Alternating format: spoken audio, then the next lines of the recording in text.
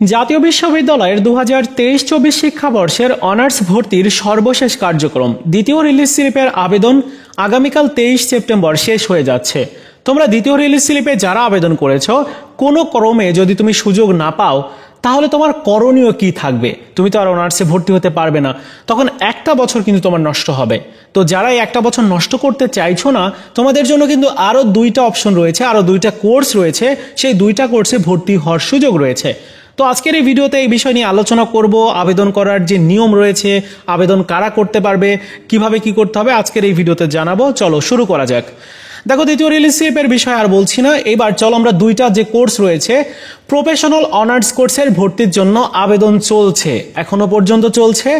যারা এই প্রফেশনাল অনার্সে ভর্তি হতে চাও তোমরা আবেদন করে রাখতে পারো, যারা একটা বছর নষ্ট করতে চাইছো না। কারণ এই প্রফেশনাল অনার্স কোর্সটা সাধারণ যে অনার্স কোর্স যেটা দ্বিতীয় রিলিজ স্লিপের আবেদন চলছে, এইটার থেকেও কিন্তু মান অনেক অনেক এগিয়ে। কেন? কারণ এই প্রফেশনাল অনার্সে যে সাবজেক্টগুলো আছে, সেই সাবজেক্টগুলো দেখলেই তোমরা জানতে পারবে। সাধারণ অনার্সে কি কি সাবজেক্ট থাকে? মানবিকের যেমন অর্থনীতি, বাংলা, ইংরেজি এই সব সাবজেক্ট থাকে। কিন্তু প্রফেশনাল অনার্সে কিন্তু আলাদা আলাদা কিছু সাবজেক্ট রয়েছে।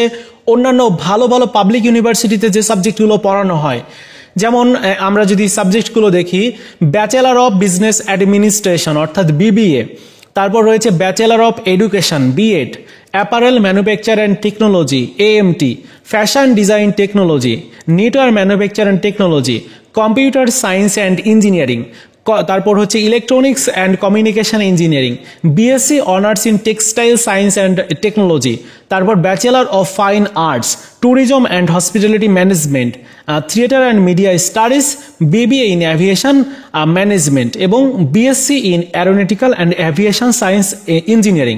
এখন এগুলোর থেকে তুমি যে কোনো একটা সাবজেক্ট তুমি যে কোনো একটা সাবজেক্ট নিয়ে পড়ো, তাহলে কিন্তু জব সেক্টরে তোমার এই সাধারণ অনার্সের থেকে কিন্তু মূল্যটা অনেক বেশি হবে।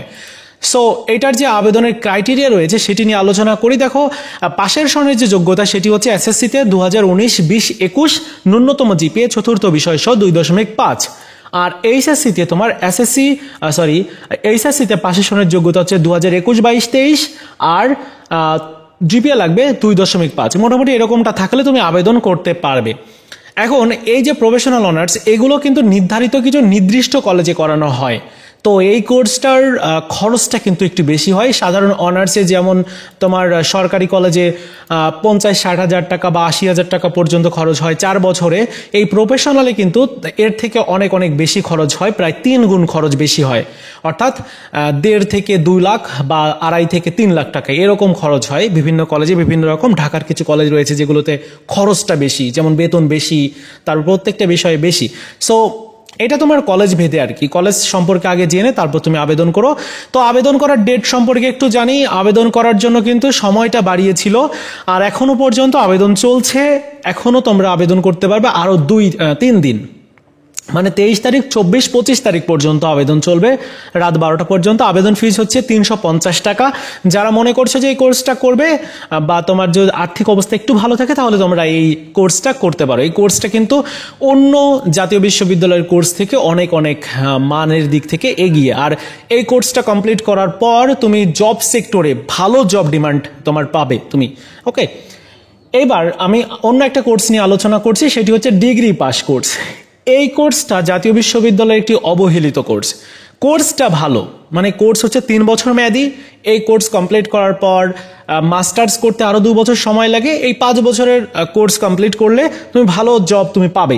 কিন্তু এই জাতীয় বিশ্ববিদ্যালয় যেটা করছে, যে অনিয়মগুলো দেখাচ্ছে, যে এই ডিগ্রি পাস কোর্স সময় অনুযায়ী এই কোর্সটাতে ক্লাস হয় না, তারপর দেখা যায় যে ক্লাস যদিও হয় সময় মতো পরীক্ষা নেওয়া হয় না, সময় মতো রেজাল্ট প্রকাশ করে না, এরকম নানান অনিয়ম রয়েছে, অভিযোগ রয়েছে জাতীয় বিশ্ববিদ্যালয়ের উপর।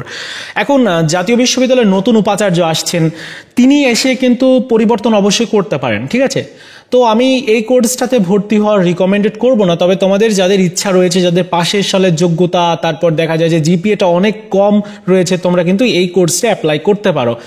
আর এখন হয়তো কোর্সের ঠিক সময় পরীক্ষা বা সবকিছুই নেওয়া হবে, কারণ শিক্ষার্থীরা আন্দোলন করছে, প্রত্যেকটা অন্যায় অবিচারের বিরুদ্ধে শিক্ষার্থীরা সোচ্চার হচ্ছে।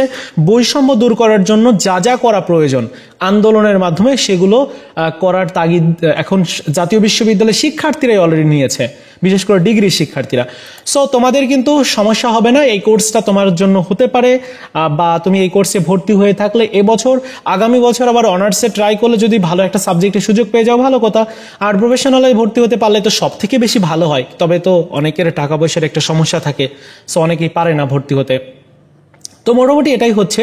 তো ডিগ্রি পাস কোর্সের ভর্তির আবেদন চলবে কত তারিখ পর্যন্ত সেটি একটু বলে দিই। 26 সেপ্টেম্বর পর্যন্ত চলবে, 26 সেপ্টেম্বর রাত 12টা পর্যন্ত। তাই এই কোর্সেও তুমি অ্যাপ্লাই করে রাখতে পারো।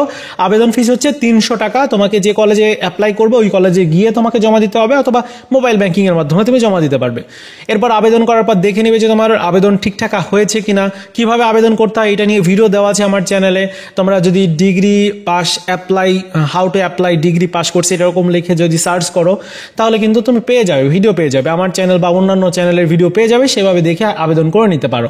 ওকে, তো মোটামুটি এটাই হচ্ছে বিষয়। তোমরা চাইলে এই দুইটা কোর্সে ভর্তির জন্য অ্যাপ্লাই করতে পারো। যেহেতু তোমার 1 বছর নষ্ট হচ্ছে, যদি 1 বছর নষ্ট করতে না চাও, পড়াশোনার বাইরে যেতে না চাও, তাহলে তোমার এটা করা উচিত, আমি যেটা মনে করি আর কি। যদি পারো প্রফেশনালে ভর্তি হয়েও, আর যদি না পারো তাহলে ডিগ্রি পাস কোর্সটা তো আছেই প্রত্যেকের জন্য। তো এইটার যে তোমার আবেদন করার যোগ্যতা সেটি হচ্ছে এসএসসিতে 2.0, এইচএসসিতেও 2.0 আবেদন করার যোগ্যতা। এখানে কিন্তু থার্ড টাইমারদেরকেও সুযোগ দেওয়া হয়, অর্থাৎ এসএসসিতে সম্ভবত 2017, 18, 19, আর এইচএসসিতে সম্ভবত 2021, 22, 23 এরকমটা আর কি। তো এই ছিল আজকের মতো ভিডিও। দেখা হচ্ছে নতুন ভিডিওতে। ভালো থাকো সবাই, ধন্যবাদ।